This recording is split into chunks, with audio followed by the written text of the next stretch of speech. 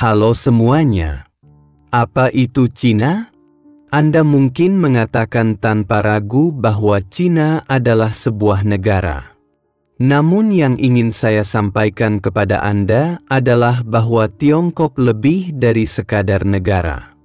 Apa sebenarnya Tiongkok itu? Jawaban atas pertanyaan ini mungkin akan mengubah pemahaman Anda tentang Cina sepenuhnya. Pada tahun 2012, mantan Menteri Luar Negeri AS Henry Kissinger menulis sebuah buku berjudul On China. Kissinger percaya bahwa kemunduran Cina sejak tahun 1840 hanyalah kecelakaan singkat dalam sejarah dan bukan hal yang biasa.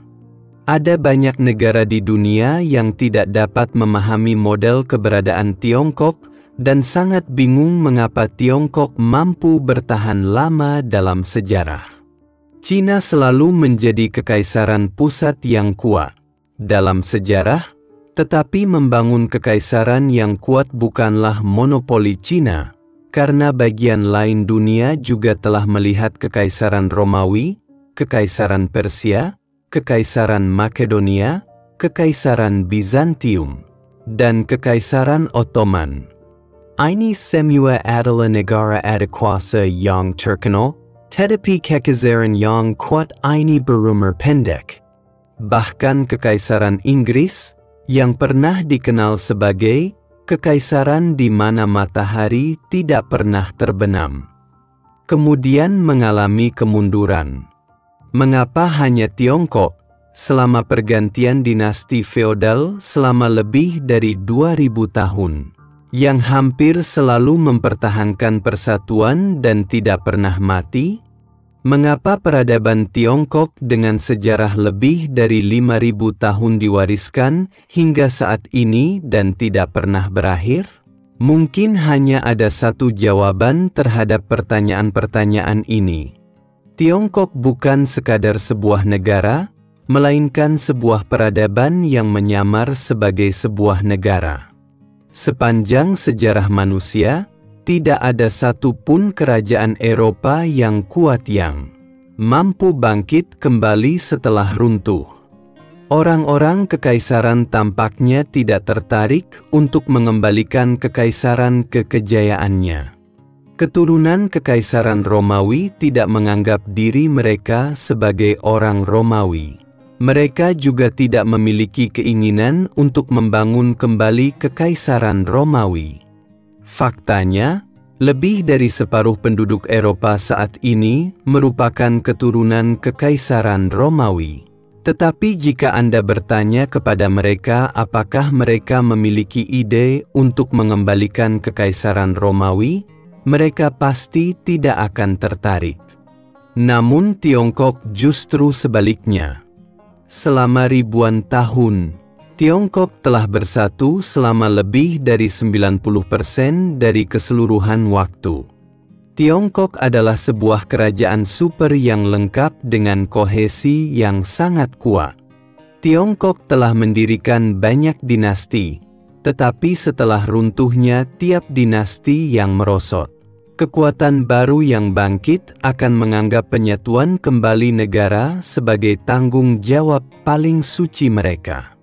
Hal ini tampaknya luar biasa bagi para cendekiawan di dunia barat, sehingga mereka mengemukakan teori bahwa Tiongkok bukan sekadar sebuah negara, tetapi sebuah peradaban yang menyamar sebagai sebuah negara.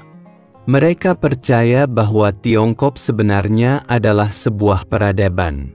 Itulah sebabnya mengapa Tiongkok tidak terputus.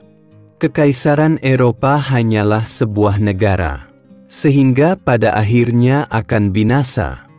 Ada beberapa kebenaran dalam penilaian ini. Hal yang ajaib tentang Cina adalah bahwa setiap dinasti mengakui dirinya sebagai Cina. Setelah dinasti sebelumnya runtuh, siapapun yang merebut takhta akan menyatakan bahwa ia mewarisi kekuasaan dinasti sebelumnya alih-alih mendirikan negara baru. Kapan tradisi ini dimulai? Dimulai dengan kaisar pertama yang menyatukan Tiongkok, Qin Shi Huang, yang bernama Yin Zheng. Pada tahun 221 SM, Qin Shi Huang menyatukan Tiongkok. Ia memberikan banyak kontribusi kreatif. Salah satu kontribusi yang paling unik adalah ketika ia meminta para perajin untuk mengukir stempel kekaisaran. Di masa depan, kaisar dari setiap dinasti akan berusaha semaksimal mungkin untuk mendapatkan stempel kekaisaran ini guna membuktikan keabsahan penyatuan dunia mereka. Setelah jatuhnya dinasti Tang, meskipun stempel kekaisaran secara misterius menghilang, tradisi ini dan konsep persatuan nasional telah lama berakar dalam masyarakat Tiongkok dan telah membentuk tradisi Tiongkok yang unik. Tradisi ini telah diwariskan di Tiongkok selama lebih dari 2000 tahun dan berlanjut hingga hari ini. Akan tetapi, tidak ada kaisar di kekaisaran dalam sejarah Eropa yang pernah melakukan hal ini, sehingga Eropa akhirnya gagal membentuk tradisi seperti itu. Akibatnya, Eropa dalam sejarah hanya sesekali dan sebentar saja bersatu menjadi sebuah kekaisaran, dan sebagian besar waktu, Eropa terbagi menjadi negara-negara kecil. Eropa menggunakan ikatan darah dan hubungan agama sebagai inti kohesi negara. Sementara Cina menggunakan budaya Cina sebagai inti kohesi negara. Meskipun terdapat 24 dinasti besar dalam sejarah Tiongkok, dari sudut pandang budaya Tiongkok, semua dinasti tersebut adalah Tiongkok, hanya saja kaisarnya telah berganti. Saat ini, Tiongkok memiliki 34 wilayah administratif setingkat provinsi, dan luas wilayah dan jumlah penduduk masing-masing provinsi sebanding atau bahkan melampaui negara Eropa. Tiap provinsi di Tiongkok mempunyai dialeknya sendiri, dan orang-orang dari provinsi yang berbeda bahkan tidak dapat berkomunikasi dalam dialek mereka, tetapi mereka semua yakin bahwa mereka adalah orang Tiongkok. Bila melihat ke seluruh dunia, tidak ada satu negara pun yang rakyatnya memiliki kohesi sekuat lebih dari 1,4 miliar rakyat Tiongkok. Hal ini mungkin tampak luar biasa bagi negara lain. Tetapi ini adalah fakta. Hal ini terjadi pada orang Cina lebih dari 2000 tahun yang lalu. Oleh karena itu, ada beberapa kebenaran dalam pernyataan bahwa Tiongkok bukan sekadar sebuah negara, tetapi sebuah peradaban yang menyamar sebagai sebuah negara. Mengapa kebudayaan Tiongkok dapat menyatukan begitu banyak orang? Karena budaya Tiongkok sangat inklusif. Selama Anda mengenali budaya Tiongkok, Anda adalah orang Tionghoa. Tanpa memandang darah atau agama. Kebudayaan Tiongkok tidak pernah mengecualikan budaya lain. Ia pandai belajar, menentang penindasan, dan mengupayakan hidup berdampingan secara harmonis antara manusia dan alam.